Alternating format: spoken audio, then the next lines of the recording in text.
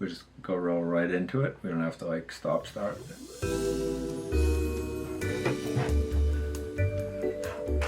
Welcome back to the season 2 premiere.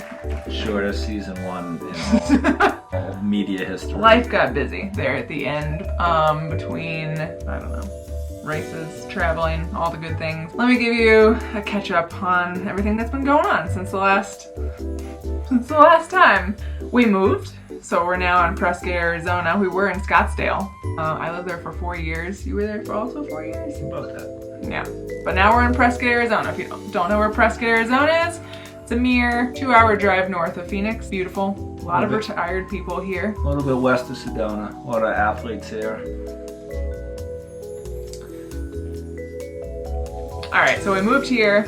Moved there. And immediately started traveling. Boom. Right into Western States, I want to Western say. States. Crude No. Right into Cocodona. That was in May. Yeah. Yep. Cocodona. That didn't go so well. Chronic migraines got in the way, but since then we've gotten that solved, so that's a good thing. Then after Cocodona, right up to Western States, and that's where we paced and crewed notorious Abby Hall into her Western States win. So that was a pretty epic way to get into summer. Then we had High Lonesome 100. I went into that race knowing that cutoffs were going to be a thing, but after talking to the community and understanding that, you know what, we show up at these races anyway. You don't have to fit a certain mold to belong at the start line, so I did. Missed a cutoff, but that's okay. I was able to get in there, help Scott a little bit, and pace him into the finish. I took a nap at that race at Purgatory. That's the first time that's happened. To the volunteers at Purgatory, y'all did great. Got me some hot food, got me in bed, slept for a couple hours, woke up, went on my merry way, and Callie took me into the finish. Were you expecting to see me there? No, I saw you at the highway. Monarch. I saw you. You saw me at Monarch. I was expecting to see you there. I took a break there and chatted with Callie for a while. Ate some pizza. You did have some pizza. I was glad that you were eating because I was a little nervous because you were about to go into the night. After High Lonesome. You came back here for we came back here. It was hot, but I was able to get in my last bit of training for Mammoth 200, and that brings me to how Mammoth 200 went. I feel like I haven't had a ton of stories to share from that race, but because I captured it all so well in my cinematography debut, which you can catch at my Instagram page as @OnFest. Check that out. Callie's whole story, shaboom. Sometimes when I don't have a lot of stories to tell from a race, that's a good thing because that means things went right. Or they went well. The only thing that went wrong in that race was the weather. And I don't know if you saw pictures or were staying a part of the live stream during it, but we had a storm hold at one of the last aid stations right before the big climb. Everything was going well. It was the last night. I was aiming for a sub 100-hour finish, and then lightning and all the things just came pouring down. We were held at the aid station for a bit. Lightning continued for, I don't know, 5 or 6 hours, I want to say. Yeah. And then finally, we all spent 6 hours in the car together. Yeah, that was an adventure. We had a good time. We did have a good time. Well, I was just twitching around, flopping like a fish in the back because nothing was comfortable at that point. I felt so bad. There were runners who were at the aid station. This was a crewable aid station. Didn't have any crew, didn't have any dry clothes, and were just freezing in this aid station that was flooding. And you and Kyla, we had a case, literal case of hand warmers. We're heroes. Got that case, brought it over to the volunteers and the runners who were in the aid station. I think that maybe it helped a little bit. I don't know, it was flooding in there, so the feet must have been just 2 degrees. Yeah, after that moment, Kyla and I pressed on for the last push up to what we thought was gonna be the summit, and then there was a reroute, and then we went around, did an extra mile, went into the finish. 10 out of 10 would do that race again. It's a super fast one, a lot of dirt roads, beautiful views every section, great volunteers, great aid stations, which is wild for it being, you know, the first year of that race. Would you ever do it? It's kind of far. I mean, but you wrap it up in 2 days. Any wild stories from that race that you want to share? Everything went well during the race, except crewing. Crewing went pretty well, but we rented a minivan so Callie could sleep in it and I could look cool driving around town in it. And as you probably know, when you rent a vehicle, you know, it's supposed to stay on the pavement. We all know that's not going to happen during a 200-mile race. It was all dirt roads. It got a little dicey. Oh, did it? Yeah.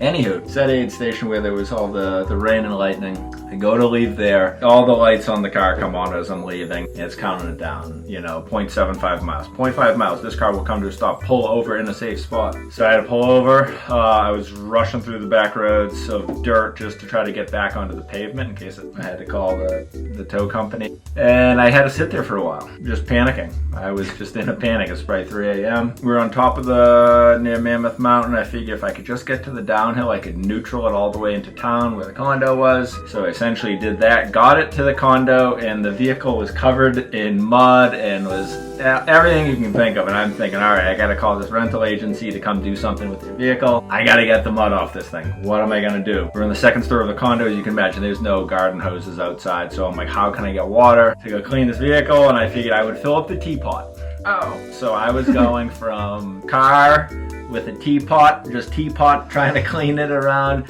It was so much mud. And then I'd have to run up to the condo, fill it, back out. It was about 7 a.m. Ski in, ski out condo. Everyone there probably thought there was a meth head at the condo association. Got the car clean. And now Scott has a new term for himself whenever he's in a panic and frantically trying to find a solution. And that term is teapotting. Teapotting. Kyla came up with it. Thank you, Kyla. So put that in your vocabulary. If you're panicking, you're teapotting. But that was the only thing that went bad there.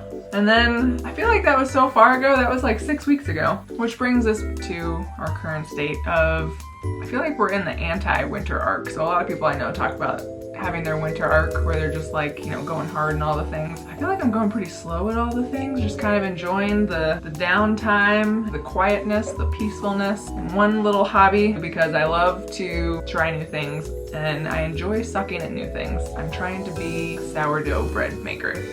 So far, it's kind of a failure. I wish I had my baby right here, but my starter is not starting. She's feeding this thing all the time, but it ain't doing nothing. I don't know. This baby ain't growing. This baby ain't doing shit. But maybe I need to just go back to running. Yeah, this thing's not bubbling. It's just smelling all kinds of awful. We tried one bread. It was very dense. But trying to do new things, trying to suck at new things, and that's going well. Yeah, the sourdough bread saga definitely continues. What are you getting into these days? I built a live edge table. That was pretty nice. A nice little project. What else am I doing? I'm going back to being a DJ. Alright, so we talked about my most recent race that kind of capped off the season. Let's talk about yours. What do you want to talk about? Talk about Worlds. It didn't go well. Well, you win some, you lose some. I haven't been putting my best foot forward on the racing front for a little bit. Motivation's not there. My socks, oh goodness. Let me tell you about his socks. So, and then I'll tell you about his feet.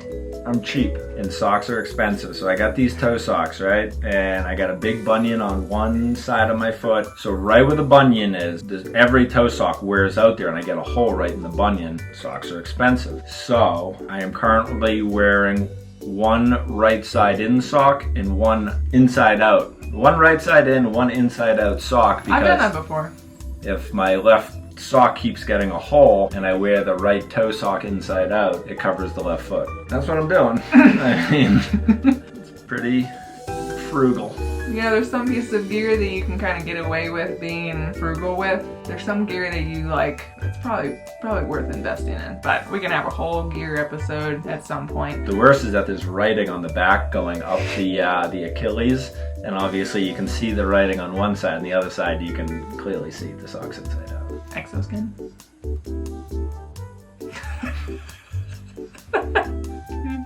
They make a good sock. I feel like those socks have lasted. You probably had those since your golden ticket. They make a great sock. Hey, I've done that with Njinji and I'm a diehard. What else am I going to do? I don't know. I got all these right socks. You can't just like... I got 10 rights and 2 lefts. But what if the hole on the other side causes an issue? Oh, so what do you mean? You're putting the hole on the other side.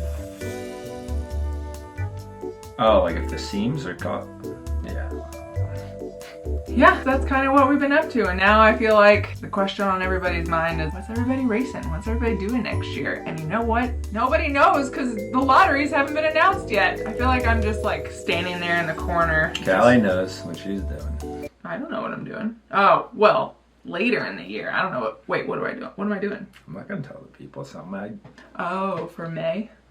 No.